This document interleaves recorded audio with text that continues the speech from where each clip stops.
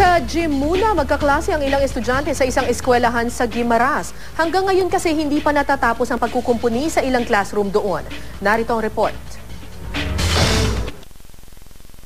Sa Guimaras, pasukan na pero hindi pa rin natatapos ang pagpaparepair ng 4 na classroom ng grade 2 sa Hordan Elementary School. Magtatagal pa ng 2 linggo o higit pa bago matapos ang pagsasaayos. Kaya sa gym muna magkaklase ang 4 na seksyon ng grade 2 sa naturang paaralan.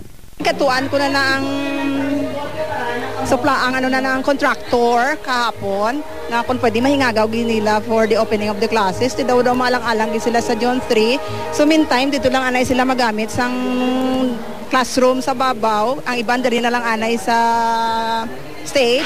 Maaga naman nag-ensayo ang ilang estudyanteng sasayaw para sa isang programa sa pagbubukas ng klase sa Cebu City Central School.